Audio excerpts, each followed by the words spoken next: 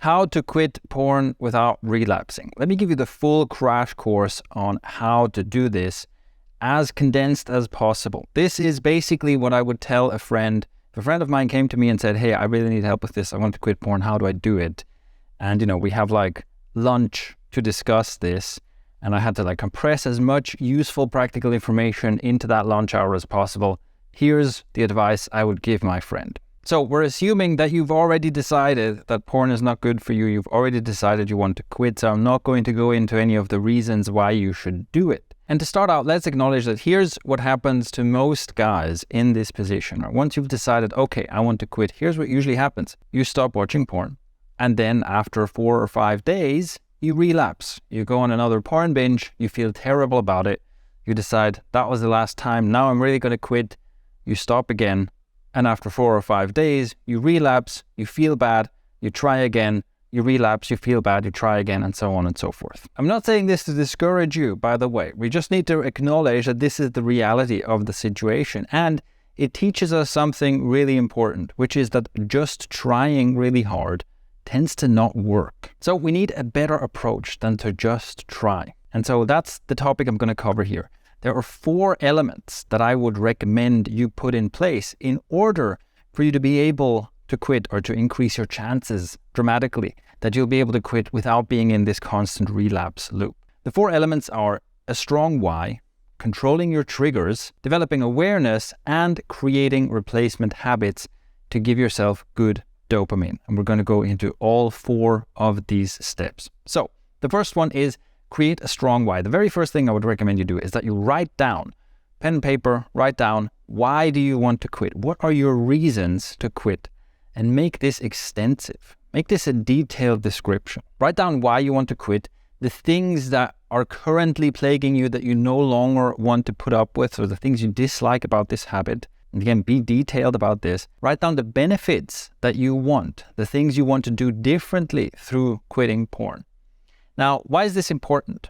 Because if you have a weak why, if you have a weak reason to quit, you probably won't have any staying power. You probably won't be able to stick with it when things get difficult. Think about it. If your whole mental representation of the reason to quit porn is just like, oh, because it's better for me and I don't want to be someone who watches porn all the time anymore. If that's it, what's going to happen when you have a really strong urge and you just had a really bad day and you're so tired and you're also feeling a bit lonely? Do you really think that this one sentence reason, this tiny little droplet of a reason in your mind is going to be enough to keep you from relapsing under bad circumstances? On the other hand, if you really have an understanding of what's going on in your brain when you watch porn, if you really have thought about the long-term consequences, what does it mean over the next year, over the next 5 years, over the next decade and multiple decades, if I keep doing this? What does this do to my brain? How much time am I wasting? How much of my opportunity am I wasting by doing this? If you have an extensive description, an extensive vision of what you don't want, and an extensive vision of what you want instead, then even during hard times, you can fall back on that and remember, okay, yeah, I really feel like shit right now, and I really strongly want to relapse, but hey, think about all this stuff. Think about all these reasons not to do it. This is where getting more information can actually be useful, and it's a rare case. You'll rarely find me recommending something along the lines of, hey, consume more stuff, okay? But this is one of those rare cases. If you are writing down all the reasons you have to want to quit porn and you find that there's just not much there, it can be very useful to read books like Your Brain on Porn by Gary Wilson, or Break the Cycle by George Collins, or many others on this topic. And it's also very useful to watch and listen to more content like what you're consuming right now, the QuitByHealing content, to really feed your brain with more examples, with more knowledge, right? More evidence-based knowledge of here's what it actually does to your brain and your dopamine system. But also with maybe more anecdotes, with more stories of people you can relate to, who can tell you their struggle, and both stories of people who've taken it way too far, were addicted most of their life, and you can see how much damage that does, but also stories of people who've turned their lives around. All of this can add to your why. It can give you a stronger why. So that's the very first thing I recommend. Write down your why, and if you feel like it's a little bit weak, maybe read one of those books. Maybe study this a little more to give yourself essentially more ammunition to keep going through hard times. Step 2, know and control your triggers. So any habit follows a habit loop. And there are three parts to it. One is the trigger, the second part is the action, the third part is the reward. Any habit has these three components. That's how it becomes a habit, right? There's something that triggers you into a certain behavior, and that behavior is in some way rewarding, which means that next time the same trigger comes up, your brain goes, oh, remember what we did last time? That was rewarding. Let's do it again. That's how a habit becomes self-reinforcing. And an addiction is really just a very strongly formed habit, usually with a very strong reward. When you're trying to quit porn, what most guys do wrong is that they try to intervene at the action part of the habit loop. They go, okay, the thing I need to stop doing is I need to stop myself from watching porn. But the problem is once something triggers you, your midbrain takes over and your ability to self-regulate, your ability to self-control goes down drastically. And that basically means that by then it's almost too late to intervene. What works much better is if you intervene one step earlier at the trigger. That means you need to know what actually triggers you into porn. What are the things that happen before that make you want to watch porn? And here again, pen and paper is your friend. Get out pen and paper and write down every single trigger you can think of. And think back in the last days and the last weeks, what are all the things that have triggered me into a porn session? I recommend that you keep a list of all your triggers handy and that you add to it when new stuff comes up, because it's unlikely that you'll catch them all on the first go. You'll probably notice as you go through your days, in the coming days, as you quit porn, you'll notice new things come up that, oh, this thing made me want to watch porn too. So you add that to the list. You really want to know every single thing that can trigger you. And then it's time to do something about those triggers.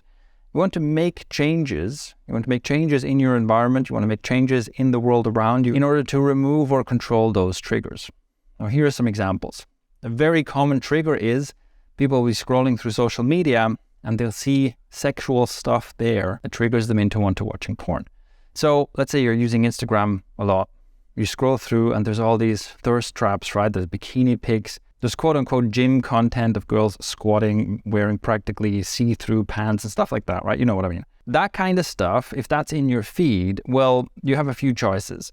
One, you just delete social media because it's basically not doing anything good for you anyway. That's usually a pretty good solution, right? Just get rid of the apps that are showing you stuff that triggers you. The other thing is you can try to retrain the algorithm, which means that you have to go unfollow a whole bunch of accounts and you have to, if possible, depending on the platform you use, it's like dislike stuff that is like that. So when stuff like that comes up in your feed, even after you've unfollowed the creators, then maybe there's a way to dislike it. Maybe there's a way to say like, don't show me stuff like this. So for example, on YouTube, you can do this. On a video, you can choose don't show me content like this. And you can also choose don't show me content from this creator. Because these algorithms are going to show you stuff even from creators you don't follow. That's usually necessary. You have to spend time training the algorithm not to show you this stuff. This is a lot of work and it can take a lot of time. And it's usually better to just detox from this stuff entirely, right? Just spend some time not on social media at all. And maybe just start up a new account as well. Instead of trying to train an algorithm on an account where you've been following this stuff for years and now suddenly change, maybe it's better to just fire up a new account, start from scratch. But in any case, be aware that this is a very, very common trigger. And if you do nothing about it, you will be fighting an absolute uphill battle. So that's social media as a trigger. Like I said, it's very common. You have to do something about this. But there are also other triggers. And it could be something like maybe on your way to work, you drive past or walk past a strip club. And that's one of the things that triggers you. And then one of the things to change is, well, change your route, right? Maybe you have to take a bit of a detour just so you don't go past the strip club. You don't go through the seedy part of town with the prostitutes on the street corner or whatever. That's another environmental thing that can trigger you. You have to be aware of that. You have to do something about it. And then another thing, this applies to probably almost everyone listening to this, like in your room, remove the conveniently placed bottle of lube and tissues next to your bed or next to your comfy chair. It's right there because you use it so often. It's there for your frequent masturbation sessions. Get rid of that stuff. Make it less easy, less convenient for you to fall back into those old patterns. But also, walking into your room and seeing your bed and seeing the tissues next to it is one of the environmental cues that will trigger you into that behavior. Okay, so that's knowing your triggers and changing your environment to remove or control the triggers. The third component here is making a plan. Because you will still get triggered, right? It will still happen that the urge comes up that you will want to watch porn. And you need to make a plan. Once again, write this down. Write down an if-then plan. Where it's basically like, next time I feel the urge to watch porn, next time I get triggered, I will ... Write down what you're going to do instead. You have to have a plan B. Here, you need to know what works for you, and it's something you might also want to experiment with. But some things to start with is, first of all, leaving the room is usually a good component, right? You go, okay, I'm sitting in my room and the urge comes up to watch porn. The first thing I do is I put my phone down, I leave the room. Okay, I go somewhere else. And that can be, maybe I go for a walk. So every time I get triggered, I get up, I go for a 10-minute walk. Or every time I get triggered, the first thing I do is I do 10 push-ups. Something like that. Experiment with different plans here. See what works best for you. But you always have to have a plan in place. You always have to know when the thing happens, I know what to do next. I know the thing I'm going to do instead of watching porn. Step 3, awareness. So awareness is probably the most powerful thing you can do and probably the biggest missing piece for most guys who try to quit porn and keep failing. If you had full awareness, of everything that goes on inside you, of all the processes that happen, everything that triggers you into porn, everything that is going on in your psyche that drew you towards porn and made you an addict in the first place, if you were fully aware of all that, then your porn problem will be solved. We will explore the various aspects of this in future content, of course, but now for the sake of brevity, just let me say that shining the light of awareness on your problems, shining the light of awareness on your behaviors that you don't like, the behaviors you want to change, and the things about yourself that you don't like is an incredibly powerful tool. It's probably one of the most effective things you can do for personal transformation. Now, if you don't want to wait for future content for me to expand on this, you want to dive into this right away, let me also just mention that in my Discord, in the QuitByHealing Discord, I have created and published a free shadow work course. So it's a course that walks you through shadow work exercises, and shadow work is all about this. It's all about shining the light of awareness on the shadowy parts of your personality. So if you want to explore this right away, join my Discord. The link is in the description of the YouTube video or the podcast episode, and I'll see you on the inside. Having said that, for the sake of what we're going through here, where do we start? If you want to cultivate awareness, where do we start? Okay, what you want to do is you want to move yourself from the experiencer more towards the observer. And here's what I mean. What happens to most guys is that when an urge comes up, that feels like you're fully caught up in the feelings that come up. And also the thoughts you have, they feel like this is me, and it's important, I have to take this seriously. The more awareness you create, the more you become the observer. So your experience becomes more like, oh, I feel an urge come up over here, right? It's like I'm here, and over here in my body, an urge is happening. Oh, and it's getting really strong. I can feel that it's getting strong. And oh, here's these thoughts. Here's these frantic thoughts about why I absolutely need to watch porn right now. But you're watching those thoughts, right? You're watching those thoughts. You're not taking them so seriously. You're not fully identified and swept up in them. Being in a higher state of awareness and being in this observer position means that you can have thoughts and feelings and emotions and urges. You can watch them come up, and you can watch them get stronger, and then you can watch them pass and fade away. And you never feel like, oh, I absolutely have to do something about this now. So how do we cultivate that kind of awareness? There's no switch you can flip that just immediately gives you this superpower, right? It's something you have to cultivate, something you have to practice. How do we do that? Well, here are 3 suggestions. 1, practice mindfulness meditation. Mindfulness meditation is probably the most direct way in which to practice this kind of thing, that you are not your thoughts. Your thoughts just happen, and you can watch them and let them pass. You can find loads of free guided mindfulness meditations to follow. You can find one for beginners, if you've never done this before. It's pretty easy to find. A good app I recommend where you can explore different types of meditation is Insight Timer, and the free version of that is pretty damn good. And also, in my Discord in the near future, I will be releasing some guided meditations that are specifically designed to help with this process, and they're basically made for guys who want to quit porn. So once again, that's completely free to join. Link in the description. My second recommendation for cultivating awareness is writing. Yes, once again, writing. And in fact, this is why writing has come up so often. Like I said, awareness is a super powerful tool, and writing is one of the easiest ways to deepen your awareness. So how does this work? Well, whenever you have the urge come up, you write about it. So when you want to watch porn, instead of giving in and watching porn, you sit down, you start writing. Right now, here's what I feel. I feel a really strong urge to watch porn. And here are the thoughts that are coming up. and here's how I feel about it. And you can also like vent. You can write down your frustrations. You can be like, I hate this. It feels terrible. Right now, I really want to be watching porn, and instead I'm writing like some nerd. I hate it, right? Whatever comes up, it doesn't matter. Anything goes. It's really important that you're not writing for anyone else, right? You're not writing something to be published.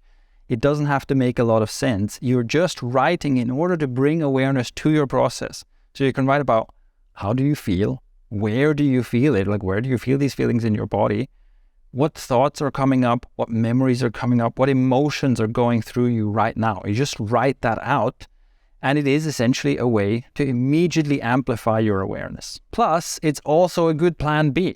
Like we talked about before, you need to have a plan. So your plan can be, as soon as I feel the urge, I grab my pen and paper, I leave the room, I go to whatever, the living room or somewhere else, somewhere where I usually don't watch porn, and I start writing down my experience. And finally, suggestion number 3, a great way to practice this kind of awareness is cold exposure. Ideally, an ice bath or a cold plunge. So a cold shower is not quite the same, doesn't have quite the same effect, but an ice bath, a cold bath where you can submerge yourself in it, is a great way to practice this kind of thing. Because what happens when you get into cold water? Immediately it feels bad, okay? And you'll be in pain, especially if you're not used to this. Right away, you'll be in pain. And your body is basically telling you, get out, this is bad, I don't want to be here. And what you can do is you can practice being in the observer mode. You can say, yes, I'm feeling all this cold. I'm feeling all this pain in my body. I'm feeling this strong urge. I'm aware of this strong urge that is telling me to get out of the cold. And I'll just sit with it. I'll just sit here and experience it. I'll experience the pain and discomfort of being in the cold. This can be very, very challenging, especially if the water is very cold. It's extremely hard to stay in for any duration of time. But even just getting in, noticing all these powerful processes inside you that are essentially trying to get you to get out, and just saying, no, I'm going to stay in for 10 breaths, right? For 10 breaths, I'm just going to be here, I'm going to suffer, and I'm going to retain control for 10 breaths before I go out, before I let my nervous system, before I let the more primitive part of me that just says, hey, avoid the cold, cold's bad, before I let that take over, I'm going to be in charge here for 10 breaths. That is a good place to start. And finally, step 4, create good replacement habits to give yourself good dopamine. This is extremely important. It's so important that, in fact, the first episode of the Quit by Healing podcast is just about this. When you remove porn from your life, a couple of things happen. First of all, you'll have some extra time on your hands, depending on how much you've been using before. You might have quite a lot of extra time on your hands all of a sudden. During that time, you will probably feel bored and restless, and boredom is almost certainly one of your triggers. Plus, you will initially feel pretty bad because your body and your brain is used to getting these dopamine spikes from porn, and you're no longer getting that. And the addicted part of your brain is like, we need to get this. We need to get this dopamine. You will feel withdrawal symptoms because of this. And if you don't do anything to replace your porn habit, this will be torture. Now, as I expanded on in the first episode, and if you haven't listened to it yet, go listen to the first episode of this podcast. But as I explained there, the worst thing you can do is replace the bad, like the junk food dopamine that you get from porn, right? Porn is like the junk food version of human connection and love and sex. It is the super toxic, unhealthy version of these things that you naturally crave. So if you take that junk dopamine habit of porn out of your life and you replace it with another junk dopamine habit like scrolling through TikTok for several hours a day, that might help you cope with the withdrawals. But you are just getting back on another dopamine roller coaster that causes many of the same problems. So replacing your bad habit of watching porn with a different bad habit of being addicted to some other thing instead is a huge waste of this opportunity. And it kind of brings you back to square one, right? Because sooner or later, whatever the suffering you experience because you watch porn too much, well, if you're addicted to video games and social media and other crap like that, you will experience the same kind of suffering again. And once again, you'll be like, okay, how do I quit? So what do you do instead? Well, you acknowledge that you have natural needs that you want dopamine, that your body wants this reward. And you acknowledge that there is a good way to get dopamine. There's a good version of dopamine, which is basically anytime you put in the effort to get the reward, that is good dopamine, right? You put in the effort to get a win, to get some kind of a feeling of success and accomplishment. That's good dopamine, not only because it's healthier in terms of your brain chemistry, but also because that's how you improve. That's how you improve yourself and improve your life. So what are such good dopamine habits? Well, the first thing I recommend is physical activities. So take up a martial art, learn dancing, go to a dance class, start lifting, go to a CrossFit gym or whatever. There's so many versions of like group workouts and stuff you can do, or just hit the gym, right? Also, anything outdoors is great. Hiking, cycling, climbing, swimming. All of this stuff is a great example of getting good dopamine because it feels rewarding. It feels rewarding in the best kind of way, where you initially probably feel some resistance. You're like, oh my God, the weather is not nice, so I don't want to go for my run. Or I feel sore today, so I really don't want to go lift. But then you go and you put in the effort and you make a bit of progress. Ideally, right? You're following a training plan where you make some kind of progress. You make some progress and you feel great about it.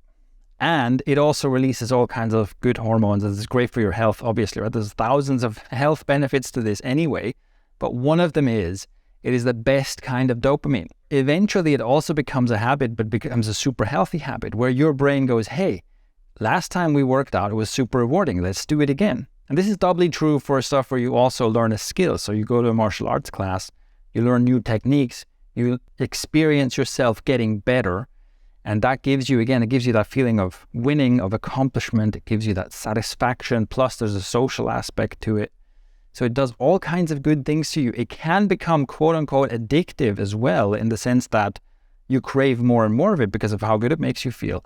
But there's no downside to it. Within reasonable bounds, the more you do it, the healthier you get, the better you get, the better your life becomes. Other good dopamine activities are anything that involves a skill. So, take a cooking class or a pottery class, or learn archery, or join a book club, or whatever, right? Whatever interests you, anything that involves learning a new skill, learning new things, and especially if it also involves socializing with other people, is a great example of a positive, good dopamine replacement habit. Also, you crave challenging things. Even though we often feel like too lazy, we don't want to do it, but like once you do it, you realize that this is actually one of the things that your dopamine system is trying to get you to do, trying to get you to challenge yourself and do challenging things.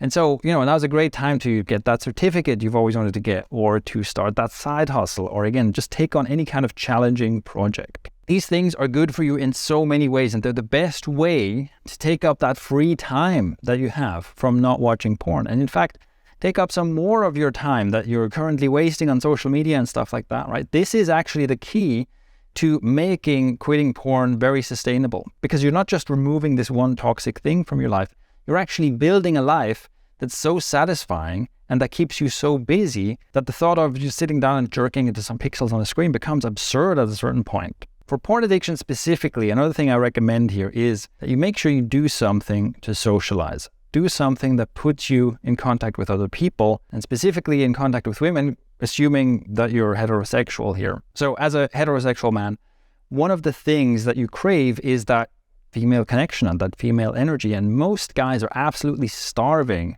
for, in general, for connection and warmth and empathy. We don't get a lot of that if we don't seek it out deliberately. And of course, one of the things that drives us to porn in the first place is that we have a sex drive. We want to be sexual and intimate with women. We have a desire to be around women.